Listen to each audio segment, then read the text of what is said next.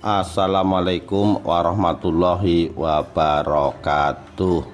Rahayu Rahayu Sagung Dumadi. Perdebatan Syekh Siti Jenar dalam sidang Dewan Wali sampai jatuhnya hukuman mati.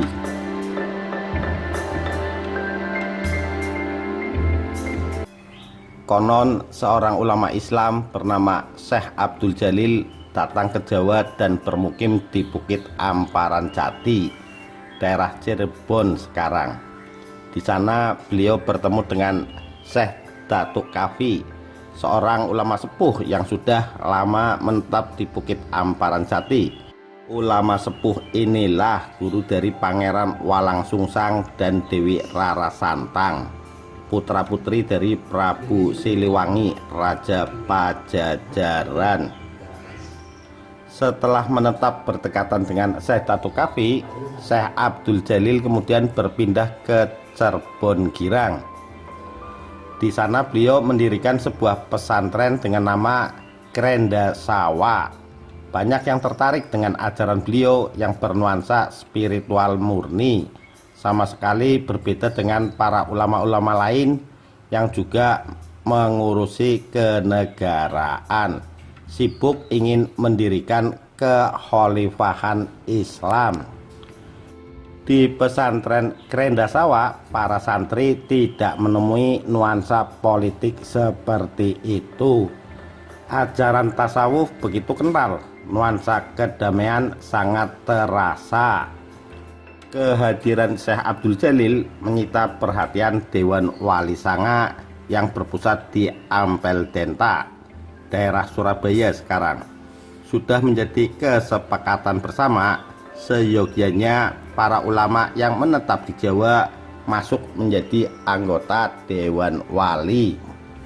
Syekh Abdul Jalil tidak menolak ajakan itu. Beliau bersedia masuk menjadi anggota Dewan Wali Sanga. Begitu menjadi anggota Dewan Wali, beliau mendapat julukan Syekh Lemah Abang atau Syekh Siti Jenar.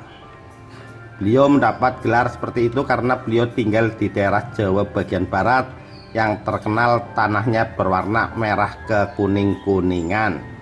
Beda dengan tanah Jawa bagian tengah dan bagian timur. Beliau bukan keturunan bangsawan. Kebanyakan para ulama yang waktu itu dikenal dengan sebutan wali berasal dari kalangan bangsawan. Sebut saja Sunan Ampel, dia berdarah bangsawan Campa. Sunan Benang lama-lama berubah menjadi Bonang. Sunan Darajat lama-lama berubah menjadi Derajat. Sunan Lamongan, ketiganya putra Sunan Ampel, berdarah bangsawan Campa dan Tuban, karena istri Sunan Ampel masih keturunan Kadipaten Tuban. Begitu juga Sunan Kalijaga berdarah Tuban, Sunan Giri berdarah Blambangan, dan lain-lain. Syekh Siti Jenar tidak berdarah biru, namun beliau memiliki kecemerlangan melebihi para mereka yang berdarah keraton. Mungkin ini juga yang menjadi salah satu faktor sehingga beliau sama sekali tidak tertarik dengan tetek bengek urusan perpolitikan, selain memang kesadaran beliau yang benar-benar tinggi. Konon Syekh Siti Jenar adalah putra Syekh Datuk Soleh yang bermukim di Malaka. Syekh Datuk Soleh putra dari Syekh Datuk Isa. Syekh Datuk Isa putra Syekh Hadir Hailani. Syekh Hadir Hailani adalah putra Abdul Hanaduddin, dan Abdullah Hanaduddin putra Asamat Khan atau Syekh Abdul Malik yang konon tinggal di India sebelah barat yang sekarang wilayah Pakistan. Namun status keanggotaan Syekh Siti Jenar di dalam Dewan Wali Sanga tidaklah berlangsung lama, sebab begitu melihat para umat Islam yang semula benar-benar murni memperbaiki akhlak, lama-lama terpengaruh gerakan militansi Islam yang mulai digalang oleh Sunan Giri, santri senior Sunan Ampel. Ditambah lagi hal serupa juga tengah dilakukan oleh Pangeran Cakrabuana, penguasa Cirebon Girang. Kegiatan rohani Islam kini berubah diwarnai dengan latihan-latihan tempur. Fokus utama memperbaiki diri kini berubah menjadi out action, menyalahkan pihak lain. Suasana damai antara penganut Islam, Hindu dan Buddha lama-lama mulai goncang. Syekh Siti Jenar tidak menyukai hal ini. Di mana-mana aksi sepihak dari umat Islam membuat suasana menjadi panas. Penganut Hindu dan Buddha yang selama ini merasa damai bersanding dengan penganut agama baru ini mulai terusik. Syekh Siti Jenar melayangkan surat protesnya ke Ampel Denta. Namun Sunan Ampel meyakinkan semua masih wajar dan tidak berlebihan. Namun bagi Syekh Siti Jenar, apa yang dikatakan Sunan Ampel tidaklah sesuai dengan kenyataan di lapangan. Ada seorang ulama yang menyuarakan hal serupa. Dialah Sunan Kalijaga. Bersama Syekh Siti Jenar, Sunan Kalijaga mencoba membendung gerakan-gerakan umat Islam yang kini berubah radikal. Mau tidak mau, diam-diam umat Islam terpecah menjadi dua kubu. Kubu yang militan dan merasa dirinya paling benar karena katanya mengikuti anjuran Al-Quran dan hadis secara kafah, dipimpin Sunan Giri. Sunan Giri menyatakan siapa saja yang menolak pergerakan umat Islam yang tengah gencar-gencarnya saat ini sama saja menjalankan ajaran bid'ah. Sunan Giri mengklaim golongannya adalah golongan putih, kaum putih, dan umat Islam yang tidak sepaham dengan golongannya dituduh sebagai penganut bid'ah, golongan abangan, kaum merah. Untuk mengukuhkan pengakuannya, pengikut Sunan Giri bahkan menyebarkan desas-desus bahwa Syekh Siti Jenar adalah seorang penganut ilmu sihir dari India. Jelas diceritakan dalam Babat Tanah Jawa, Syekh Siti Jenar mencuri dengar wejangan agama dari Sunan Bonang yang kala itu tengah mewejang Sunan Kalijaga. Syekh Siti Jenar konon berubah menjadi cacing tanah. Sunan Bonang sendiri yang menambal bagian perahu yang sedikit berlobang kala hendak berlayar ke tengah laut untuk sekedar memberikan wejangan rahasia kepada Sunan Kalijaga. Sunan Bonang menambalnya dengan segenggam tanah, padahal di dalam tanah yang sudah tergenggam itu ada Syekh Siti Jenar yang berwujud cacing. Sunan Bonang tahu, tapi dia diam saja. Begitu selesai mewejang, barulah Sunan Bonang menyuruh cacing itu berubah menjadi manusia. Simbolisasi ini sangat jelas sekali bahwasanya masuknya Syekh Siti Jenar ke Dewan Wali adalah atas prakarsa Sunan Bonang. Disimbolkan dengan mengambil tanah berisi cacing, dan Syekh Siti Jenar dianggap hanyalah rakyat jelata yang sama dengan cacing. Perahu melambangkan Dewan Wali. Di bagian Jawa sebelah barat ada kekosongan pimpinan umat Islam. Syekh Datuk Kafi sudah sepuh. Pangeran Cakrabuana bukanlah seorang ulama, dia seorang politikus. Syarif Hidayatullah atau Sunan Gunung Jati belum datang ke Cirebon, dia masih di Mesir. Dengan datangnya sang rakyat jelata Syekh Siti Jenar, kekosongan pemimpin agama bisa ditutupi. Tapi mengapa walau yang mengisi kekosongan adalah seekor cacing, cacing ini, rakyat jelata ini berubah menjadi manusia atas anugerah Sunan Bonang. Seorang rakyat jelata kini disegani sederajat dengan para bangsawan. Itu karena andil Sunan Bonang. Dan sang cacing ini sangat dekat dengan Sunan Kalijaga. Simbolisasi ini jelas-jelas muncul di kemudian hari setelah Syekh Siti Jenar dipatwakan sesat oleh Dewan Wali. Ada ungkapan diskriminatif di Jawa. Namanya juga daun krokot. Walaupun diangkat setinggi mungkin, tumbuhnya tetap saja melorot ke bawah.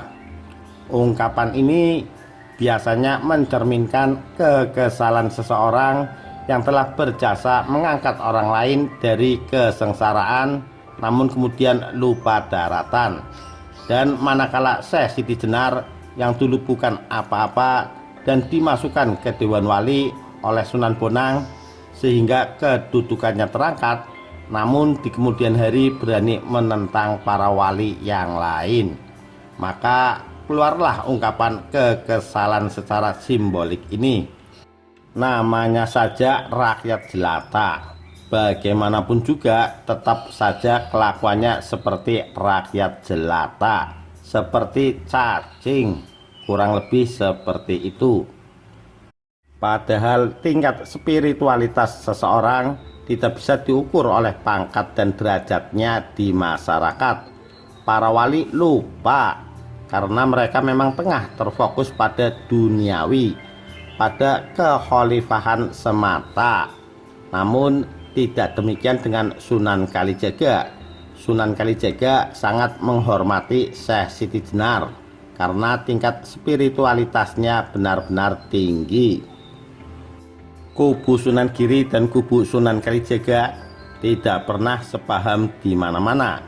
Dan manakala Sunan Giri memberontak ke Majapahit dan ingin mendirikan kekhalifahan Islam di Jawa, walaupun lantas bisa dihancurkan oleh Majapahit, Syekh Siti Jenar menyampaikan protes keras.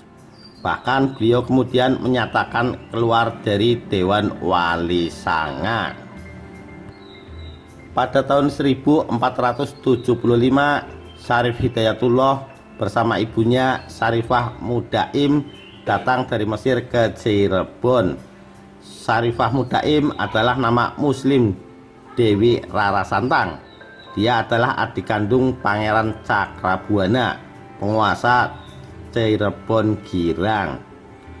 Mendengar kedatangan Syarif Hidayatullah, Sunan Giri segera mengirim utusan untuk memintanya bergabung bersama Dewan Wali Sanga yang berpusat di Ampel Denta. Syarif Hidayatullah menyetujuinya. Lantas dia dikenal dengan nama Sunan Gunung Jati. Dengan adanya Sunan Gunung Jati, kekosongan kepemimpinan Islam di Jawa Barat yang semula dijabat Syekh Siti Jenar tertutupi sudah. Maka kini ada dua kekuatan besar di Cirebon. Satu Syekh Siti Jenar dan yang kedua Sunan Gunung Jati. Pada awal tahun 1478 Sunan Ampel wafat. Pimpinan Dewan Wali berpindah ke tangan Sunan Giri. Hubungan Syekh Siti Jenar dan Sunan Giri yang selama ini terkenal tidak bagus, begitu kepemimpinan Dewan Wali berganti, maka hubungan ini semakin meruncing. Bahkan manakala terdengar bahwa Syekh Siti Jenar mengajarkan ilmu tasawuf tingkat tinggi kepada murid-muridnya, yang sesungguhnya semua wali juga paham akan ilmu tersebut, oleh Sunan Giri hal itu dijadikan alasan untuk mencari-cari kesalahan Syekh Siti Jenar. Syekh Siti Jenar dipanggil menghadap ke Giri Kedaton, dan kisahnya tercatat dalam pupuh atau bait-bait tembang Jawa yang artinya seperti di bawah ini. Perguruan Syekh Lemah Abang, wejangannya tanpa menggunakan perlambang atau simbolisasi dan langsung ke intisarinya ilmu. Sholat syariat tidak dipentingkan, intisarinya saja yang dihayati, sangat gamblang, jelas dan tidak ditutup-tutupi lagi. Sudah menjadi perguruan besar, terkenal kehebatannya. Kedalaman ilmu beliau sudah tak ada beda dengan para aulia. Semakin terkenal di tengah masyarakat, banyak yang datang menjadi murid, berasal dari kota sampai ke pelosok pedesaan. Bahkan banyak para ulama terpikat dan masuk menjadi pengikut. Kalahlah 8 wali yang lain karena kebesaran perguruannya. Masjid para wali ditinggalkan, membuat surut pengikut para wali yang katanya membawa agama paling mulia. Banyak para santri yang menjadi pengikut, menjadi murid Syekh Lemah Abang. Adapun sang Syekh Siti Jenar semakin banyak yang mencintai. Beliau menjadi imam tunggal, jadi panutan para murid. Perguruannya mengajarkan ilmu hak atau ilmu sejati, terkenal di seluruh negeri. Beliau mendapat sebutan Sang Pangeran Siti Jenar. Seluruh keturunan Majalengka atau Majapahit, termasuk keturunan dari Pengging, banyak yang terpikat oleh beliau, datang menimba ilmu pengetahuan sejati, seperti Ki Ageng Tingkir, juga Pangeran Panggung, Buyut Ngerang dari Daerah Putuh, serta Ki Ageng Pengging, menjadi satu pemahaman dengan beliau. Lama-lama terdengar juga oleh Kanjeng Sunan Giri. Beliau segera memanggil utusan. Sang duta sudah mendapatkan pesan yang harus disampaikan. Berangkatlah dua orang ulama, tidak diceritakan di dalam perjalanan. Sudah sampai di Lemah Bang, sang duta mendekat di hadapan. Setelah bertemu langsung dengan Pangeran Siti Jenar, menyampaikan maksud kedatangannya. Diutus Njang Sunan Giri bahwasanya Pangeran Siti Jenar diharapkan menghadap berangkat bersama kami, sebab Njang Sunan Giri telah mendengar bahwasanya Paduka Pangeran Siti Jenar telah menjadi guru agung, menjadi imam mulia. Oleh karena itu Tuan dipanggil untuk bermusyawarah menyelesaikan kesalahpahaman dengan para wali semua, berembuk untuk menyatukan pemahaman supaya tidak terjadi perpecahan, agar tercapai kesepahaman, jangan sampai timbul fitnah. Walaupun ilmu yang diajarkan memakai metode berbeda, menggunakan kata-kata kiasan dan perlambang, intisarinya jangan sampai berbeda makna. Pangeran Siti Jenar berkata, "Aku dipanggil Sunan Giri Gajah. Apa panggilan Sunan Giri kepadaku?" Kedua duta menjawab, "Beliau memanggil Syekh Lemah Abang." Pangeran Siti Jenar berkata, "Katakan kepada Sunan Giri, Syekh Lemah Abang sesungguhnya di sini tidak ada. Yang ada Pangeran sejati, Tuhan yang sesungguhnya." Terkejut keheranan kedua duta mendengar kata-kata Syekh Lemah Abang, lantas berkata, "Bagaimana maksud Anda sampai bisa berkata demikian? Tolong berikan penjelasan kepada kami." Pangeran Siti Jenar berkata lembut, "Kalian hanyalah utusan, jangan membantah. Ingsun ini sesungguhnya Pangeran Mulia atau Tuhan yang Maha Mulia."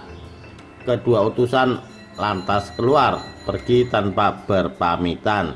Sesampainya di Giri Gajah, mendekat kepada Njang Sunan Giri.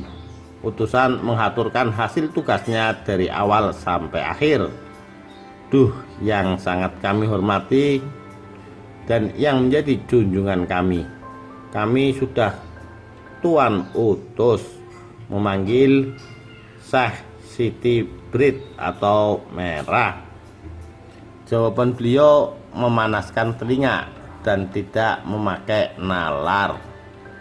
Nama besar Siti Jenar berkumandang ke seluruh wilayah Majapahit dan Pajajaran. Bukan hanya penganut Islam, para pemeluk agama Hindu dan Buddha pun sangat menghormati beliau. Sunan Kalijaga sering bertandang ke pesantren Rendasawa. Kedua tokoh ini ibarat kakak adik yang tidak bisa dipisahkan. Kedekatan dua tokoh besar yang sangat disegani oleh seluruh masyarakat Majapahit sangat merisaukan Dewan Wali Sanga. Apalagi ketika dua tokoh ini mengumandangkan ajaran Islam yang mengakui segala persamaan dengan agama lain.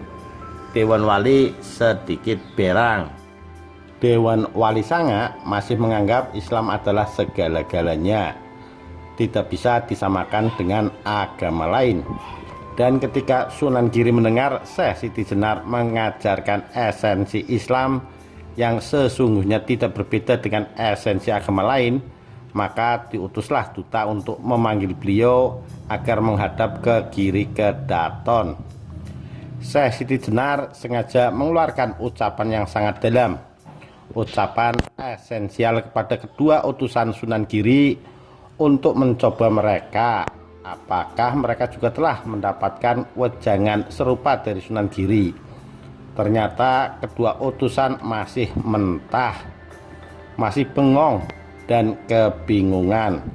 Jelas sudah Dewan Wali Sanga hanya mengajarkan kulit luar Islam, kulit luar yang akan memicu perpecahan, memicu ego spiritual, memicu sikap eksklusifme.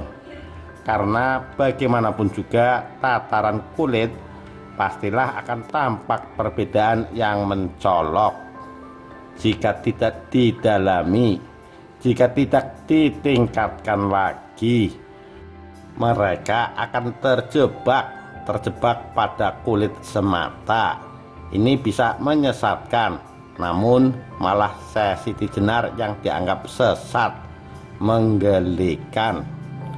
Mendengar Syekh Siti Jenar mengucapkan kata-kata sangat tinggi kepada kedua ulama utusan Sunan Giri, Sunan Kalijaga segera bertandang ke Cirebon. Beliau menanyakan kebenaran berita itu dan Syekh Siti Jenar membenarkannya. Sunan Kalijaga menasihati agar berhati-hati mengeluarkan ucapan karena para pengikut putihan banyak yang masih terjebak kulit. Mereka tidak memahami esensi Islam, dikhawatirkan akan menimbulkan fitnah bagi diri sang Syekh.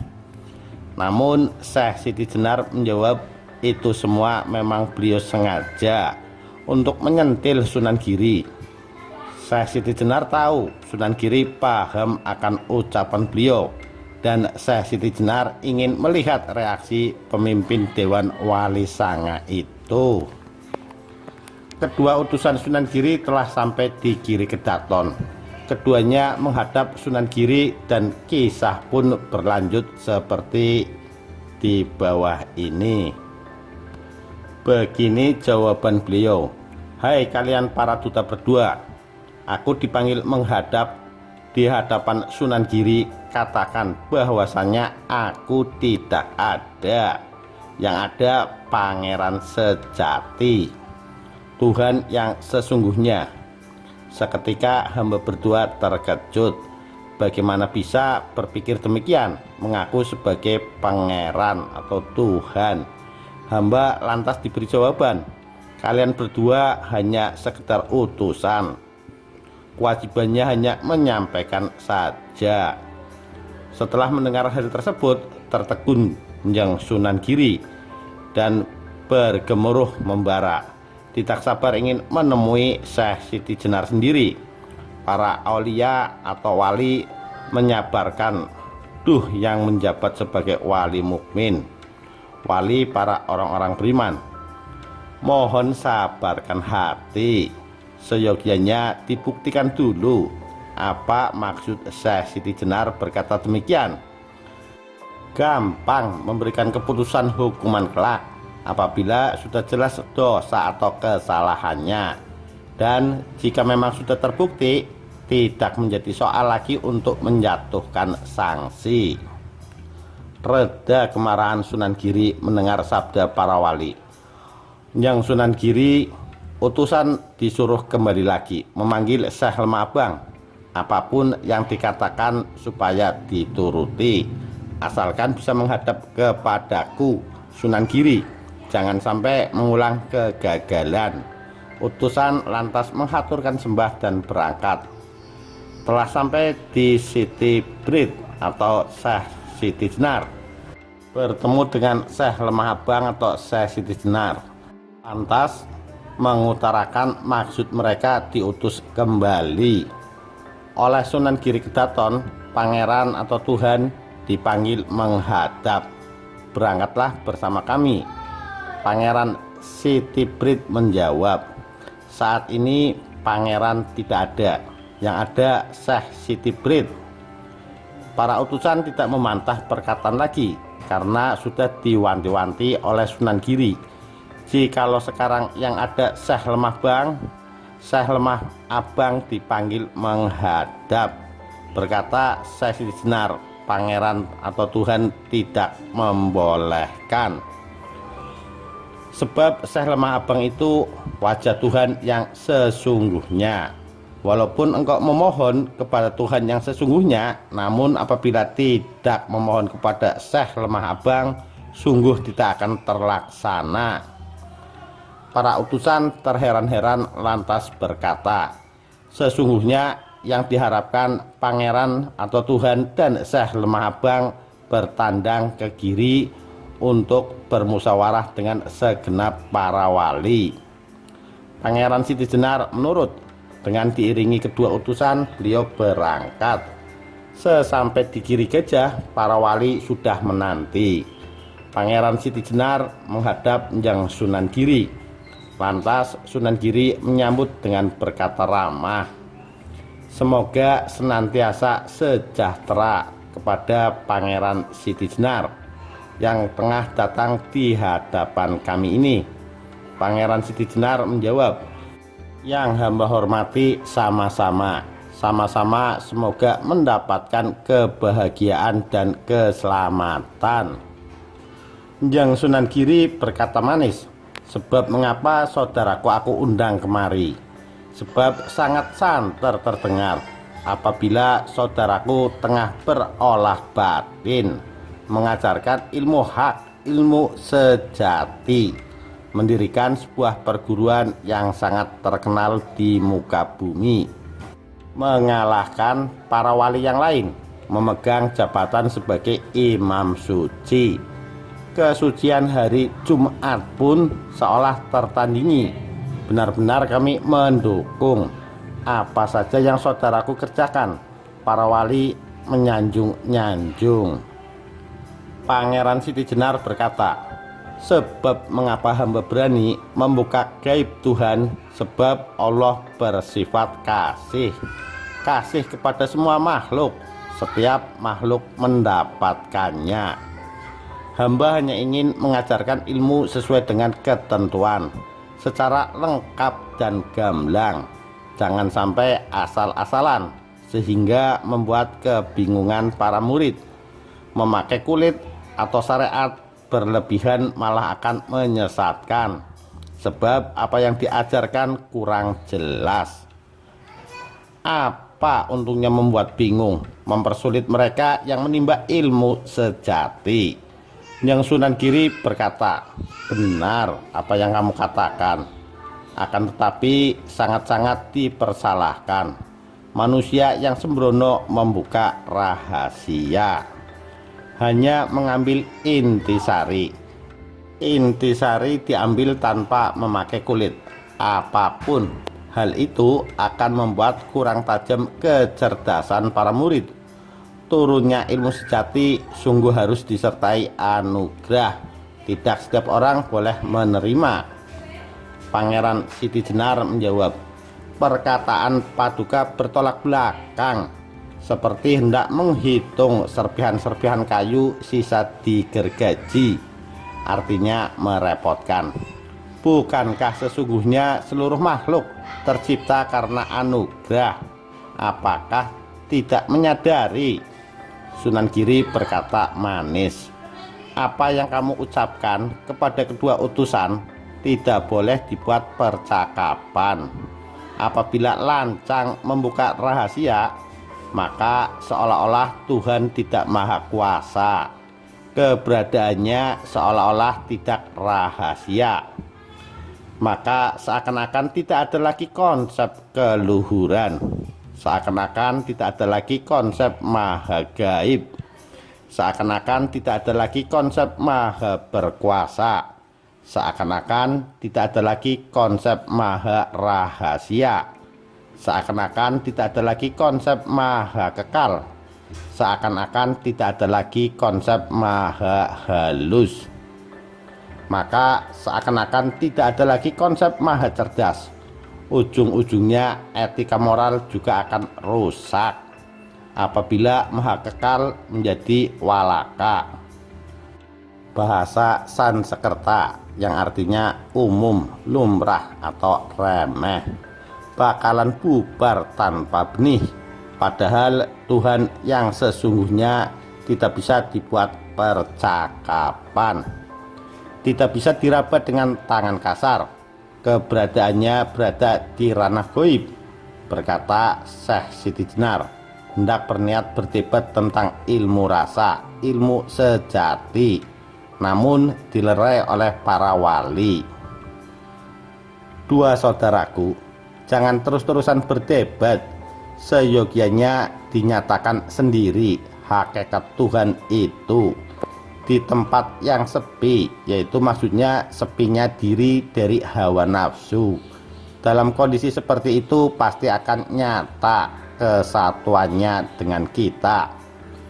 Hal ini bisa dicapai apabila kita benar-benar telah berpasrah total. Yang Sunan Giri melihat isyarat lerean melalui ucapan para aulia, lantas berkata lirih, "Hei Syekh lemah abang, jangan hanya bisa membantah. Nanti pada hari Jumat datanglah lagi untuk bermusyawarah tentang ilmu batin. Pasti akan kelihatan nyata siapa yang benar-benar memahami ilmu sejati." Demikian perdebatan Syekh Siti Jenar dalam sidang Dewan Wali bagian 1. Sampai berjumpa kembali di bagian selanjutnya. Sekian, terima kasih. Wassalamualaikum warahmatullahi wabarakatuh. Rahayu Rahayu Sagung Dumadi.